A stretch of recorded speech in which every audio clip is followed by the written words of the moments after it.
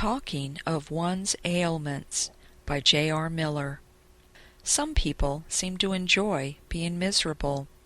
At least they make far more of life's discomforts than of its pleasant things. They say very little about their mercies, but a great deal about their miseries. When you meet them some bright morning and ask, "How are you today?" you will have to listen to a long recital of personal ills, and you will escape well if you are not favored also with a dismal catalogue of the distresses and sufferings of all the members of your friend's family. You learn by and by, if you are a busy person, not to make inquiries which will lead to such extended confessions of wretchedness. These people seem to think there is some sort of merit in having ailments or afflictions to speak of to others. It appears to them to be an altogether undesirable and unworthy state to be in when they can say that they are very well, with nothing to complain of. They appear to be happy only when something is wrong with them, so that they can make appeal to the sympathy of their friends. What is the real secret of the commonness, the almost universality of this habit of mind? For it must be confessed that there are comparatively few people with whom one meets who are not addicted to this unwholesome way of talking about their ills and ailments, whether real or imaginary. What is the motive for it? Why does it appear to give so much pleasure? Is it prompted by an unhealthy craving for sympathy? One who is always well, and who never complains, is not commiserated. Nobody says, "How pale you look! I am very sorry you are such a sufferer." And many people seem to find great comfort in being pitied in this way. They would rather have others speak to them of their ailments than of their fine health. But the best that can be said about such a craving is that it is miserably unwholesome. It is exaggerated selfishness, too, which takes delight in burdening others with the recital of all one's little bodily pains or discomforts. How many hours one lay awake last night, what a hard cough one has, how one's head ached all the morning. Now one suffers from rheumatism or neuralgia, how one's digestion has been bad for a week, and the endless catalogue of ills to which flesh is heir. Suppose you did have a restless night, or did cough for hours, or were nervous, or suppose you have pains in your back or in your head, or have a heavy cold. Why must you go over all the details of your wretchedness in talking with anyone you can get to listen to the recital? What good comes of speaking about these unpleasant things?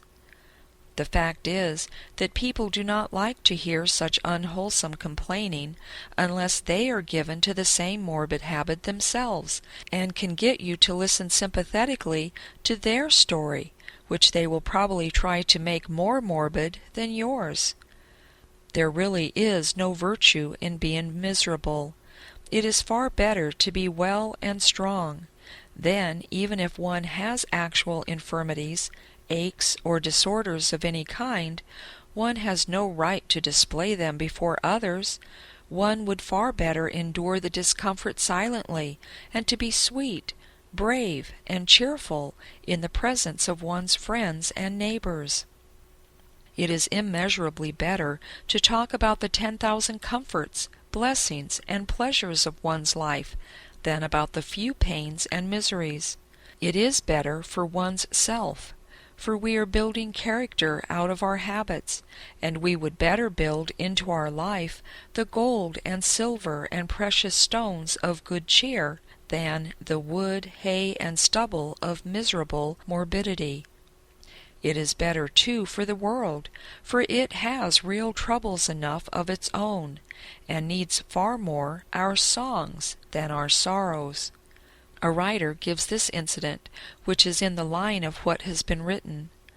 The principal of a girls' school once administered an effective rebuke to a pupil who was always complaining of her ailments. This student came to school one morning, whining about a dreadful cold. The teacher said cheerfully, "Oh, I'm so glad you have one." Naturally, the girl was astonished, but the wise woman continued, "Why shouldn't I be glad? You are always doing something to make yourself ill, so of course you must enjoy it, and I am happy to have you pleased." This stinging sarcasm opened the girl's eyes to the knowledge that she herself was responsible, to a large extent, for her own bodily conditions, and that it was a reflection upon her intelligence as well as her conscience thus to ignore the laws of physical health. No sane person ever points with pride to the existence in himself of mental defects arising from neglect of intellectual culture. Yet it is nothing uncommon for one to pose as an object of sympathy when ill, from failure to exercise common sense in simple matters of diet and exercise. Moreover, it is an offense against good breeding to parade one's distempers before others. Emerson says on this subject, "If you have not slept well, or if you have a headache, or a leprosy, or any other ailment, I beseech you to hold your peace." There is a better way. It is to seal one's lips resolutely upon all words of complaining about oneself, all talking about one's discomforts or ailments. Nobody is really interested in such recital. No one enjoys listening to it. Even those who patiently hear your anguishing tale do so only out of amiable courtesy. Speak only of the bright and cheerful things in your life. Tell others of your 1,000 mercies, and not of your 1 or 2 miseries. Find the pleasant things, and talk of these, rather than of the painful things. You have no right to add to the world's disquietude by pouring out your story of woes, whether real or imagined. Give out cheer and gladness instead, and breathe out song. It is said of a beautiful Christian woman beside her coffin that wherever she went, the air was sweeter after she had gone by. It is such an influence we should all seek to leave behind us wherever we go.